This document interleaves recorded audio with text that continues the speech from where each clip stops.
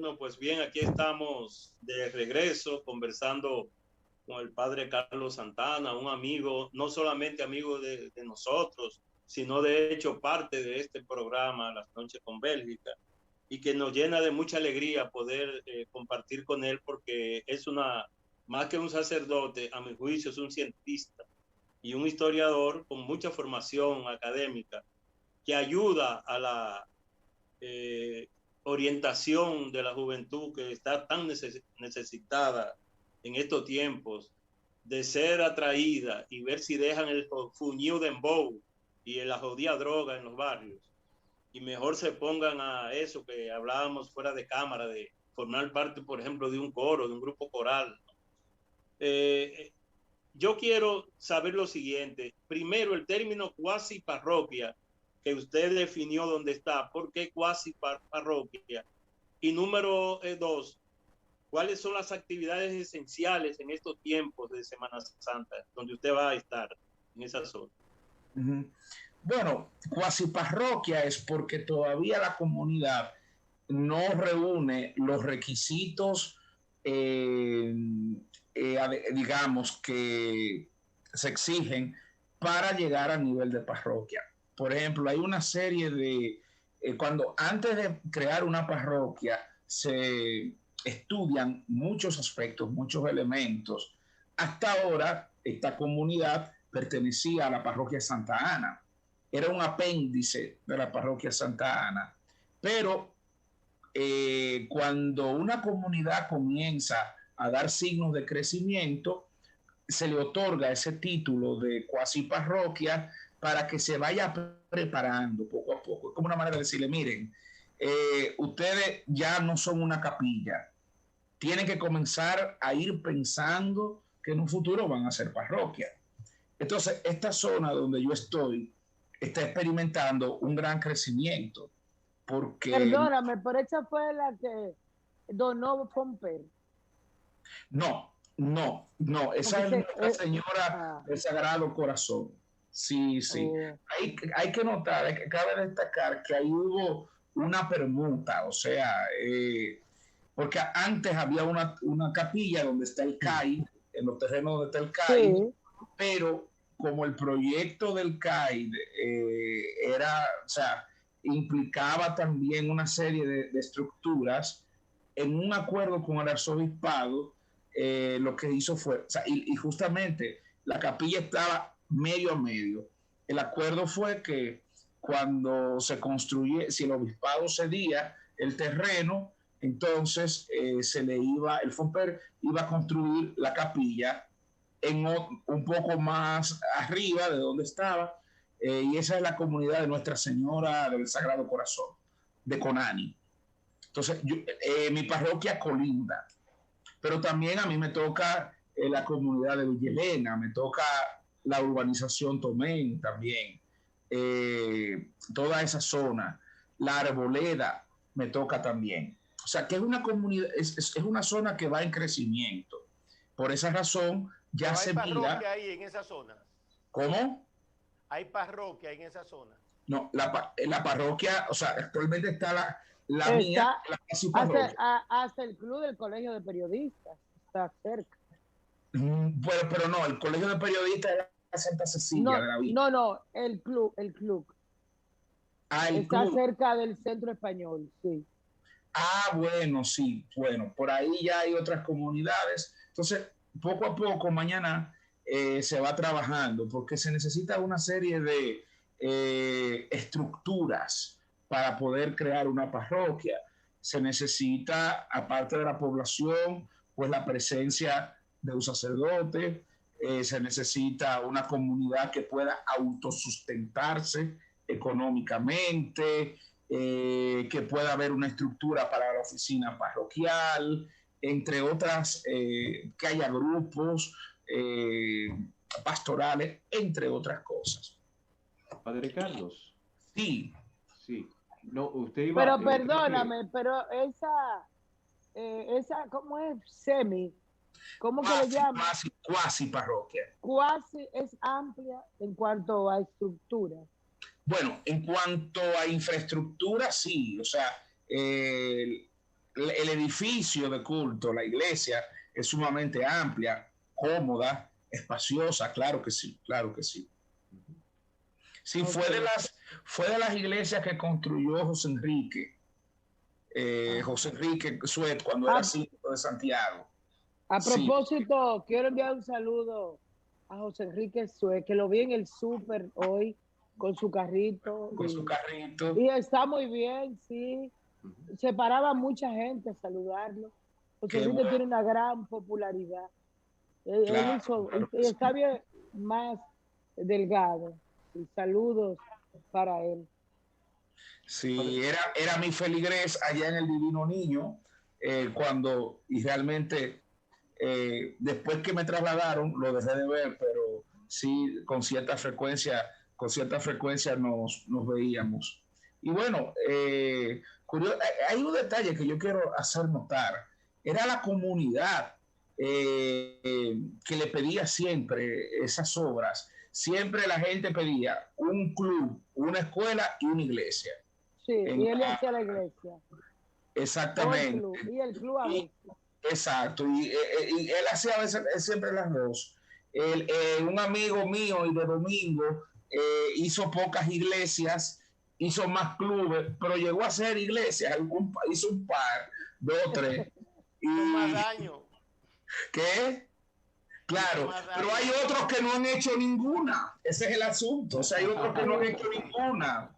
Ni una iglesia, sí. Y pasarán a la historia por haber pintado de colores ciertos edificios ahí con colores extraños, pasarán a la historia Ay, por eso. Pero ay, bueno, papá. y por Déjeme haber hacer. pintado las paredes, pero tiene que haber de todo, tiene que haber de todo. Entonces sí, el espacio es grande, la infraestructura es grande, pero bueno, Tacón, ¿qué tú querías decir? Claro, claro que sí. Padre Carlos, la vida de Jesús es preexistente como Cristo a su vida terrenal, a su vida terrenal. Nosotros tenemos con respecto a Jesús dos celebraciones, bueno, una celebración y luego una conmemoración. La semana que estamos nosotros transitando en este instante es precisamente la conmemoración de la vida de Jesús y de la muerte, por supuesto. Sin embargo, ¿por qué celebramos la vida en diciembre, pero conmemoramos su muerte ahora en esta semana? ¿Por qué esta conmemoración tiene como una carga mucho más dramática que la celebración de la vida? Es que se trata en este caso de los acontecimientos, como tú has apuntado, dramáticos. Miren, vamos a hacer una precisión de carácter catequético. En el catecismo aprendimos que Dios es uno y trino, Padre, Hijo y Espíritu Santo. Jesús es la segunda persona de la Trinidad. Preexistente, como tú lo dices, muy bien, eterno, como Dios Padre, el verbo, como lo llama la Escritura. Ahora bien, hay un momento en el que Dios decide que la segunda persona de la Trinidad, el verbo, se haga como nosotros, para poder establecer ese nexo más directo. O sea, para hacerse nuestro prójimo. Y es lo que celebramos en la Navidad. O sea, Dios asume carne humana en Jesús de Nazaret. Y por eso celebramos su nacimiento, como el niño Jesús, como decía Bélgica. O sea, Jesús, el Hijo de Dios, sigue un proceso normal, como cualquier hombre, pero como Dios, como Hijo de Dios, también tiene otra misión, otra dimensión. A causa de su mensaje, a causa de su coherencia, a causa de su radicalidad, Jesús entra en contradicción, en contraposición con las autoridades de su tiempo, religiosas y políticas, que entienden que el mensaje de Jesús puede afectar sus propios intereses. y por esa razón deciden quitarlo del medio, porque entra en conflicto con sus propios intereses. Y eso es lo que nosotros estamos ahora recordando. Ahora bien, precisamente a raíz de ese conflicto en el que Jesús entra con las autoridades de su tiempo, que le va a meritar la muerte, es cuando entonces viene efectuada nuestra redención. Nosotros creemos que por medio de su pasión, de su muerte, pero sobre todo su resurrección, es que hemos sido redimidos de la antigua culpa, de la antigua condena de nuestros primeros padres. Entonces,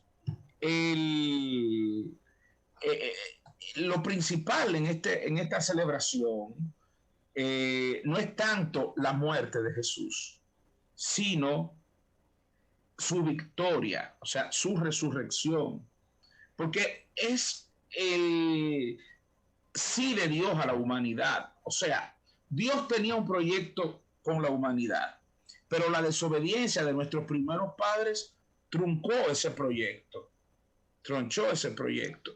Pero Dios permanece fiel y por esa razón decide enviar a su Hijo para que restablezca nuevamente ese nexo que había sido roto a causa de la desobediencia de nuestros padres. Entonces, la resurrección de Jesús es el sí de Dios a la humanidad y sobre todo el signo de que la última palabra no la tiene la muerte, de que la última palabra no la tiene el pecado y que así como Jesús ha resucitado de entre los muertos, a cada uno de nosotros también. Al final de los tiempos se nos dará esa posibilidad de resucitar, porque el ser humano no ha sido creado para la muerte. El ser humano ha sido creado para la vida, pero a causa del pecado, entonces nos atrajimos como consecuencia a la muerte. Y eso es lo que estamos hablando. O sea que nosotros podemos morir y resucitar. Por fe creemos que no somos un ser para la muerte y que podemos resucitar. Por esa razón es que Bélgica, nosotros nos resistimos a la muerte. Hay esa negación en nosotros a la realidad de la muerte. Y por más que tú digas, ay, yo estoy preparado para morir, cuando te llegue el momento, tú pataleas. Nadie está preparado para morir. Para nacer, sí. Nadie está preparado para morir porque nuestra condición no es la muerte, es la vida. Si nuestra vida terminara con la muerte física, entonces, ¿qué sentido tendría? ¿Para qué vinimos al mundo? Si la vida terminara... Eso pienso. Tú ves, o sea, ¿a cambio de qué? A pasar tanto trabajo y dificultades. Sí. Porque si la muerte fuese una realidad perpetua, fuese la negación total de la existencia de Dios. Porque ¿para qué entonces Dios nos trajo a este mundo? Para pasar... A sufrir. Exactamente, no. Hay una realidad, o sea, trasciende. O sea, hay una realidad que trasciende la muerte física. Y justamente cuando llegue el momento, que no sabemos cuándo será el final de la historia, en que seremos llamados a esa resurrección corporal, porque recordemos que el alma no muere, el alma es inmortal, pero el cuerpo se deshace. Pero por fe creemos y porque Jesús ha sido esa garantía. La resurrección de Cristo es nuestra garantía, de nuestra garantía de nuestra resurrección. Carlos, la gente no quiere comer carne en los miércoles, los viernes, en Cuaresma y en Semana Santa. Y muchos dicen, bueno, yo me la como porque si la consigo este día, por ejemplo, el pobre que no tiene con qué comprar y el día que la consigue no puede. Esa es una. Y con ese mismo, y en esa misma pregunta, ¿por qué la gente no come carne en Semana Santa? Si se dice que lo que entra no es lo malo, sino lo que sale de la boca. Fíjate, Bélgica, hay en el ser humano, en todas las religiones existe esta tendencia a la mortificación de los sentidos, o sea, como una manera de uno dominarse, como una manera de uno refrenar las bajas pasiones. Todos nosotros tenemos nuestras bajas pasiones. Entonces, hay una manera de dominarlas, hay una manera de encauzarlas a través de una mortificación corporal. Para los primeros cristianos que vivieron en un ambiente, digamos, cultural diferente al nuestro, por ejemplo, la mortificación corporal más intensa era dejar de comer carne, porque la carne es un alimento fuerte, un alimento consistente. Entonces, ¿cuál era? Había una doble finalidad. Una, como decía, de dominar nuestras bajas pasiones, nuestros bajos instintos, nuestras pasiones desordenadas, poner orden en nuestra vida.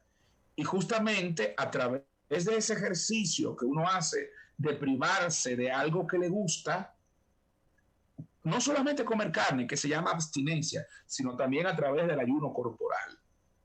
Y durante siglos esa praxis sirvió, primero, para moderar nuestros instintos, pero con otra finalidad también, la de la caridad. Porque no era simplemente, o no es simplemente el dejar de comer carne por dejar de comer carne. La idea fundamental del ayuno y de la abstinencia es que lo que yo dejo de gastar el Viernes Santo en una carne o en algo consistente o un sacrificio que yo quiera, o un viernes de Cuaresma, eso lo destine a una obra de caridad. Porque no tiene sentido, atención, porque hay mucha gente que dice, no, yo hoy no voy a comer carne, pero voy a comprar camarones que son más caros que la carne. O a comprar tal filete de pescado. No, ahí no tiene sentido. Marisco. Exacto. No tiene. El pescado que se come para esta época. Exacto. Y el bacalao está carísimo. Carísimo, más que la carne. Más que la carne. Y el arenque también.